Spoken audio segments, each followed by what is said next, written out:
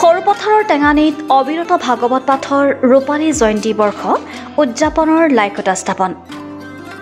সৰুপথাৰ সমজিলাৰ অন্তৰ্গত টেঙানী অঞ্চলৰ ৪৩টা নামঘৰ একত্ৰিত হৈ উদযাপন কৰি আহিছে অবিৰত ভাগৱত পাঠ অনুষ্ঠান।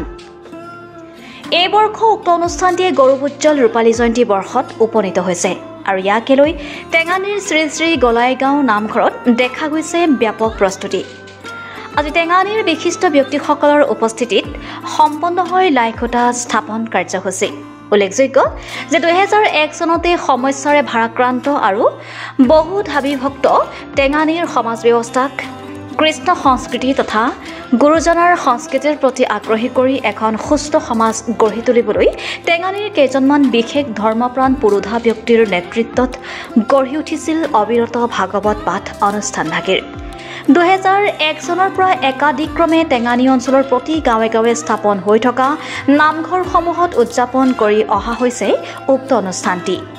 বিগত বৰ্ষসমূহতকৈ যথেষ্ট ব্যয়বহুলভাৱে এই বৰ্ষৰ অবিৰত ভাগৱত পাঠৰ ৰূপালী জয়ন্তী বৰ্ষ অহা ৩১ মাৰ্চৰ পৰা ১১ দিনীয়াকৈ অনুষ্ঠিত হ'ব শ্ৰী শ্ৰী গলাইগাঁও নামঘৰত।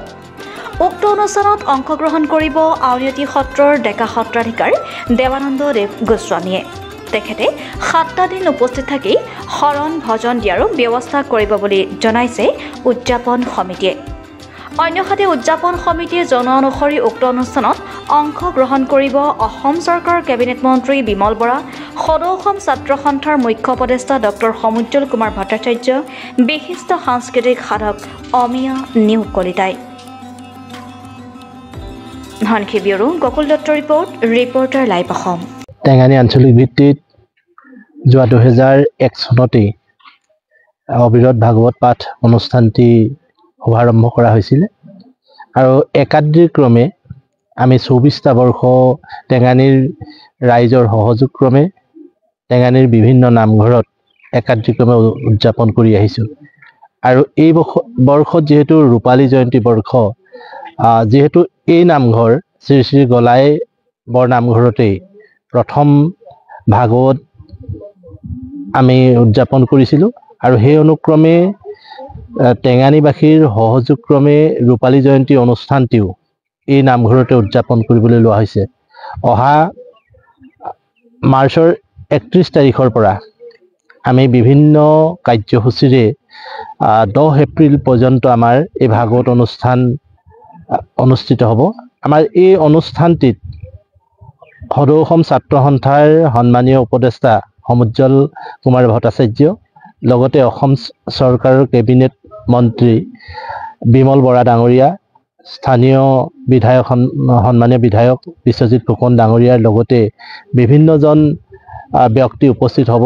আৰু আমি এই অনুষ্ঠানটিৰ সংগতি ৰক্ষা কৰি সদৌ অসম ভিত্তিত দিহানাম প্ৰতিযোগিতাৰ আমি উদযাপন কৰাৰ সিদ্ধান্ত লৈছোঁ।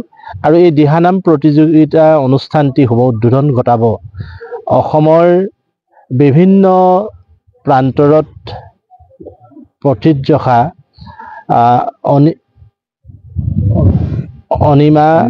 অমিয়া নেওগ কলিতা ডাঙৰীয়ানী আমাৰ মাজত উপস্থিত হ'ব।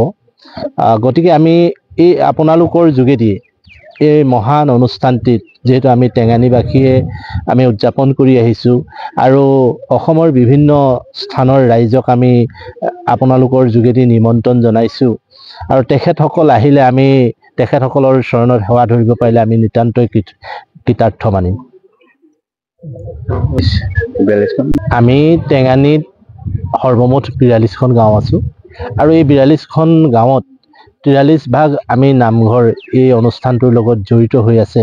অৱশ্যে সকলো নামঘৰত আমি ভাগৱত অনুষ্ঠানটো উদযাপন কৰিব পৰা নাই যদিও আমি এটা পৰিকল্পনা কৰিছোঁ যে টেঙানীৰ সকলোবিলাক নামঘৰতে আমি এই ভাগৱত অনুষ্ঠান উদযাপন কৰিব লাগিব। আৰু আমি এই ধৰ্মীয় অনুষ্ঠানটিৰ যোগেদি টেঙানীৰ উঠি অহা প্ৰজন্মৰ মাজত কেনেকৈ আধ্যাত্মিকতা তেওঁলোকে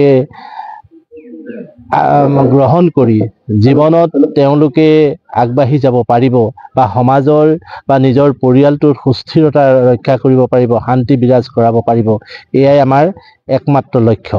আৰু পুনশ্চ আমি অনুৰোধ জনাম যে আমি অসমৰ বিভিন্ন স্থানৰ ভকত বৈষ্ণৱক আপোনালোকৰ যোগেদি আমন্ত্ৰণ জনাইছোঁ, এই অনুষ্ঠানটিলৈ আহক। আমি আপোনালোকৰ চৰণত সেৱা ধৰি আমি কৃতাৰ্থ হ'ব পাৰিলে নিতান্তই আমাৰ টেঙানীৰ নৱপ্ৰজন্মই এটা শুদ্ধ বাটেৰে আগুৱাই যোৱাৰ এটা ব্যৱস্থা হ'ব। Reporter live.